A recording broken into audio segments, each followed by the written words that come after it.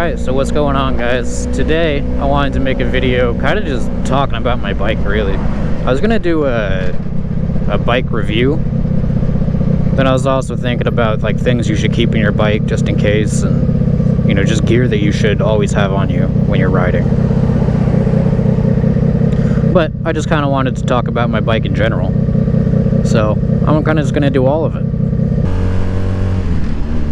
So the bike I got, you know, if you guys watch my other videos, is a 1986 Honda Magna. I got this as my first bike. It's a v45. But in my opinion, this bike was an amazing starter bike. It's a great bike all around, even if you're experienced, I think. Because it's not like it lacks in power or anything. It's not crazy. Like, you're not gonna kill yourself on it if you're inexperienced. I mean, you still could, obviously, but you know, the bike is not like a wild animal. But yeah, contrary to popular belief, the 86 v45 Magnas are only 700cc, not 750. I've already had to argue with a lot of older guys about that, because a lot of them have owned this bike, you know, when they were younger, and you know, they're so sure that what they owned was a 750cc.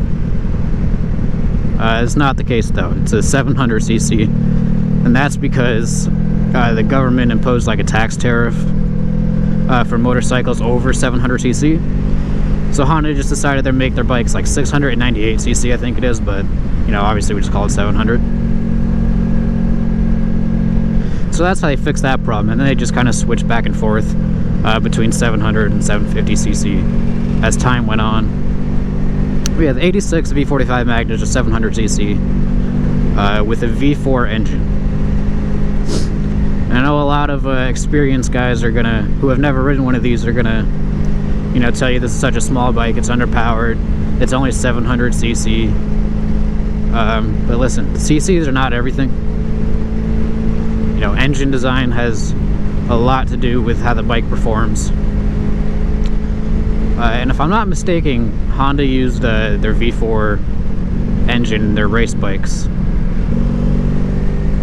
And so like when you're at like, you know, when you're in mid-gear, you know, this bike has some power to it. It kicks a little bit.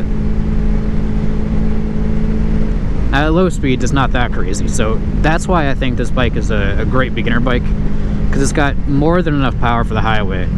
Like, I've already had this thing up to about 85, and I had way more throttle left. So I'm pretty sure I can get this thing up to about maybe 100, maybe past it. I don't know. But it's not like I'll ever need that, you know. So it's very tame at low speeds, and then it's more than capable on the highway. And especially for a bike from 1980s, like, this thing can keep up with a lot of modern bikes. Now the mirrors on it, I didn't like them at first, but you know, as I did a lot of research on other bikes, and just motorcycle mirrors are garbage in general. And I feel like these ones, you know, when you compare them to other bikes, yeah, I think they're better than most. They kind of come up over your shoulders a little bit, so you can see like exactly what's behind you. You know, you're not in the way. They're not that hard to adjust. And on the dash, there's really not a whole lot going on. You got your speedometer, you got your tachometer, you got your temperature, you got your blinkers down there. And then they have gauges for like your oil, your neutral light, your high beams. And what's nice about this bike is that you even got a light for your tail light right here. So if your tail light goes out, the bike's going to tell you. There's no gas gauge, but I actually just recently found this out. There's a fuel light on the bike, so when you're low on fuel, that will light up. I don't even know if mine works, because I fill it all the time anyway, just in case. I really don't want to run out of gas when I'm far from home. And this bike is also shaft driven, so there's no, you know, there's no chain to maintain, which is amazing, especially for a starter bike. You don't want to have to be wrenching on your bike the whole time. So the less to maintain, the better. But now where that kind of counters out is that, you know, the V4 engine, so you got 4 cylinders to worry about for like valve adjustments and whatnot. And it's also carbureted, as most older bikes are. Like this morning I had to, you know, kind of adjust the choke a little bit and let it sit before I took off. It's like 45 degrees right now. And the bike drives really well for being in 1986. Like I've had no problems with this bike. Sometimes like I'll slip into neutral when I'm going from first to second, but it's not really that big of a deal. Like I just gotta upshift harder is all.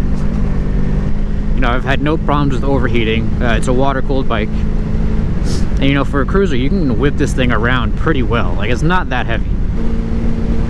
And like I said before, there's not a whole lot of power at the low end, but you can still pick up speed pretty well. Like it's a pretty nimble cruiser. So, you know, if you don't want a sport bike, but you also don't want a big bulky like Harley, you know, this is a really good compromise. So if you're in the market for a used bike,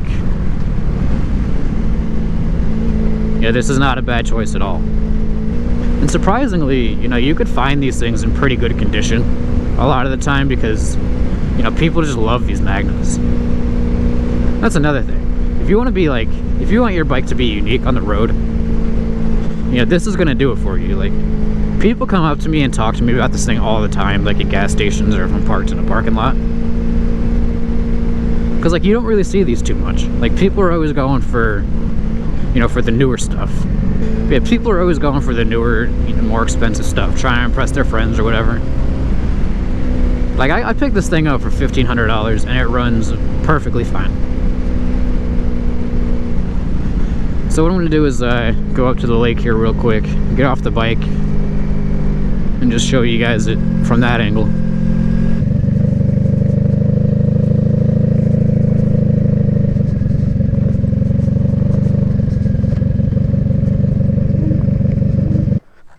So yeah, this is the Honda Magna. Just do a walk around for you real quick. You know, I bought it with these highway pegs. I don't know if, you know, they all come like that. I don't think they do. Yeah, I think, no, these are Honda pegs. It's got these nice big rubber foot grips. You see 2 carburetors right there.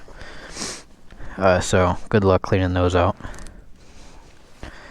You know, it's got these aftermarket saddlebags on the side. This is just from, I got rear-ended. So that's from that. When I got rear-ended, I also dropped the bike. And so that's what happened to my brake lever. And so I also wanted to talk about, like, what you should bring in your saddlebags. Or what, at least what I have in my saddle. Like, I got a pair of sunglasses here. I have first aid spray, you know, for minor cuts if I go down or whatever.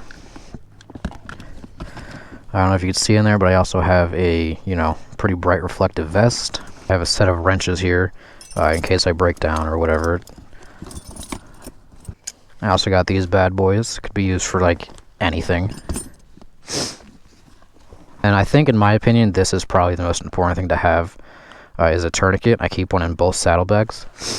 You know, obviously if I go down myself, I probably can't use it on myself, but if I'm riding with somebody, or if I see somebody go down, at least I could use it for them. Like, if we're up in the mountains, like we are right now in the middle of nowhere, it might take, you know, first responders quite a bit of time to show up. So if I could stop the bleeding for, you know, for however long until they show up. I also keep some gauze here to, you know, stop more bleeding if somebody goes down. A lot of medical stuff I have. And I got this tape, you know, for the gauze. Another tourniquet in that saddlebag. Like I said, I keep a tourniquet in both saddlebags. So yeah, the reason I keep one in both saddlebags is so, you know, I don't have to remember which saddlebag I put my tourniquet in if somebody goes down, because you're not going to be in the right state of mind, you know. But on that note, it's about to start raining pretty bad. I just checked the weather, so I'm going to hurry the fuck home. That's about all I got for you guys today, and I'll see you in the next one.